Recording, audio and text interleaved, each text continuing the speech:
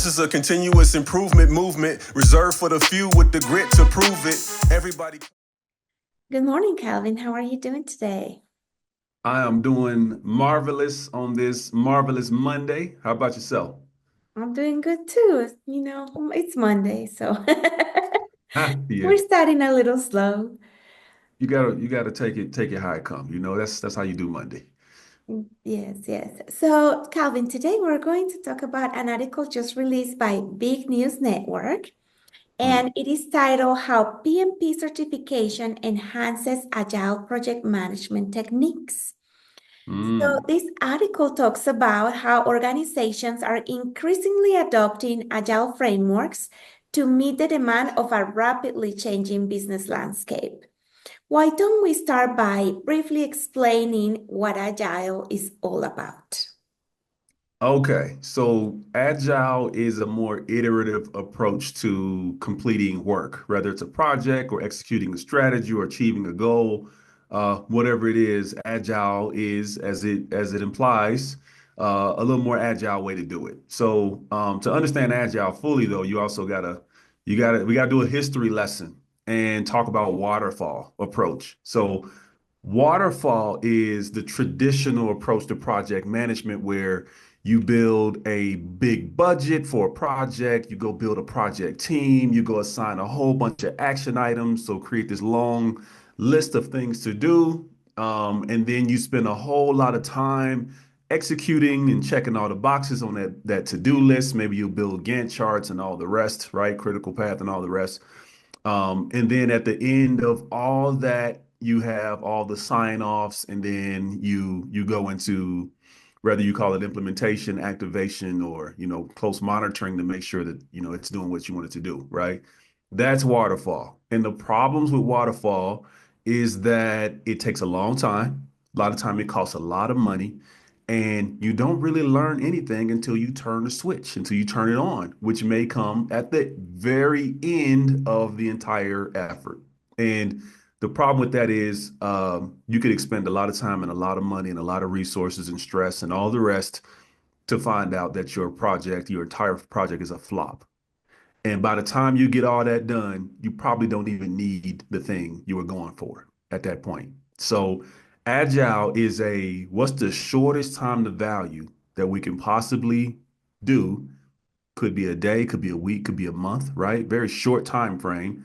Let's build a minimum viable product, get to value, learn as much as we can. Maybe it'll work, maybe it won't work, but at least at a minimum, you're going to learn something. And then you think, you reflect, and then you decide what you're going to do next, right? So it's more quick cycle, iterative, rapid value, rapid learning, and that's what people like about it. Mhm.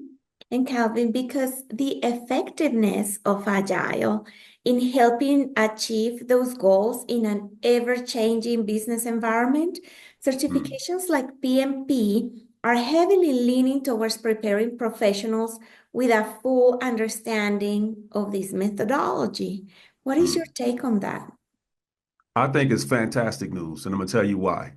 What it says to me is that PMP, Agile, OpEx, right, and all the rest are converging on a similar way of thinking, which the way what I call it is scientific thinking, really. So, and scientific thinking is again control all variables, make one change, observe the result, right? And again, you're looking to get to value in much less time and resources consumed. And if you prove yourself wrong, that's great too, because now you know something. You've eliminated a huge assumption that you were making. You're smarter now, and then you increase the chances of success with your next iteration. So um, I think, you know, scientific method is ultimately winning the race. It's going to win the race. I don't know if PMP is all the way there yet. Agile, not sure if Agile's all the way there yet, and much of the OpEx world is not quite there yet. But the whole ecosystem of continuous improvement, and I would bucket all of those under continuous improvement, is moving toward scientific thinking. Mhm.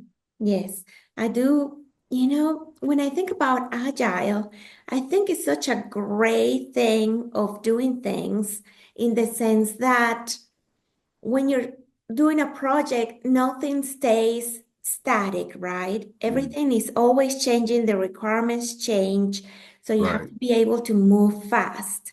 And even though it makes so much sense to work on an agile way, there are a lot of companies that struggle, adopting this methodology. Why do you think that is?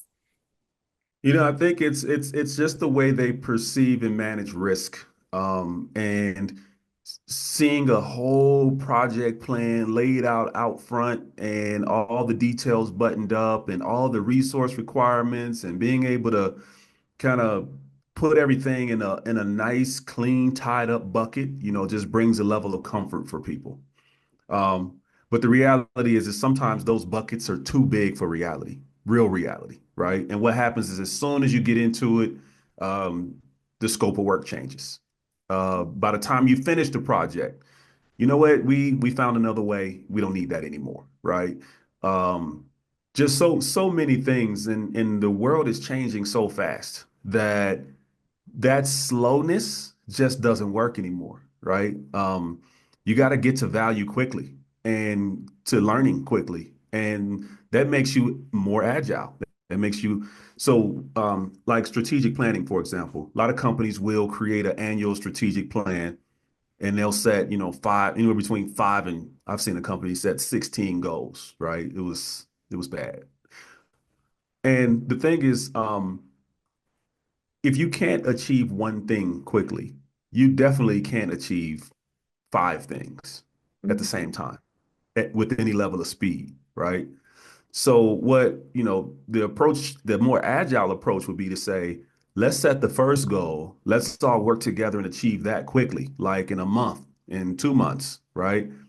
And then let's set the next goal once we've achieved that, right? Because the world is different by the time you get it through, 2, 3, 4 months. The world has changed. So your goals may change, or the way you approach your goals may change. The specific projects that you might take on to achieve those goals may change. So you setting shorter interval goals and shorter interval, let's call them projects or sprints or, agile initiatives actually gives you more flexibility because you achieve the first thing, you enjoy the success, and then you learn from it, and then you decide what's the next thing you're going to achieve. So you're thinking and deciding at every step of the way instead of doing all the thinking up front and then waiting a long time for anything you do to come to fruition. Wonderful. So to close up, let's talk about some things that companies can do to become more agile. Well, the first step is education. I think before you can commit or understand or even agree to anything, you got to know what good looks like, right? You got to know, what does success look like? You got to be able to set expectations of what excellence looks like. So, I think that's the first thing. In my humble opinion, it'd be a great first step to go out and get the book Fit, The Simple Science of Achieving Strategic Goals. It talks about agile strategy execution. Um, and the reason I think that's a great idea because I wrote it, first of all. Let me disclose. But I also think it's great because it does a great job of framing historic waterfall approach and the massive failures and waste that's inherent to that process and against the agile approach, which is more efficient, creates more value, it's more flexible, it's more adaptable to real world situations. A lot of us operate environments that are constantly changing from month to month. So you need a way to kind of set goals and cascade and drive alignment and drive execution that accommodates change. There's a concept in the book that talks about if you are a market leader in your space, you can assume that there is no difference between what you make and what your market needs, right? I think it's fair to make that assumption.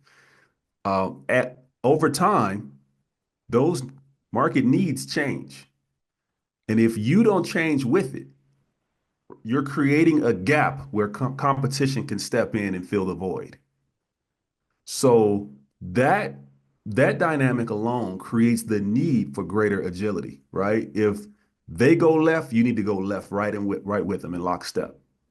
And if they go left and you keep going straight, you create an opening for competition to come in and go left with them, right? So, and if you just don't have the adaptability or the agility to pivot right with the customer in lockstep, then you've created a situation where you've created space for others to win, right, in your place. So that's a reality. That's a reality in business and personal and just about any type of relationship, right? So get educated, try it yourself, right? I think inherent to the scientific approach, scientific mindset is to be a scientist. You got to experiment. You got to try things. You got to see the difference for yourself. And once, seeing what good looks like is believing, but also doing it and having success with it is believing as well. So that reinforces, that belief structure. So the last thing is make continuous improvement everybody's job.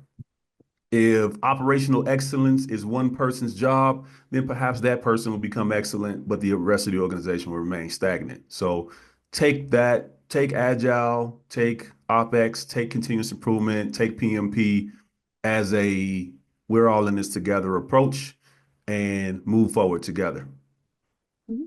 Yes, Calvin, thank you so much. And for everybody, I am going to leave the link to the feed book on the description so you can go get it. The holidays are coming. And in my opinion, that will be a great gift. Thank you so much for listening, and I'll see you again tomorrow. Bye. For daily news on operational excellence and how it relates to current events, check us out on the Ticket to Freedom podcast. Simply subscribe to our YouTube channel and stay up to date on the latest developments in continuous improvement.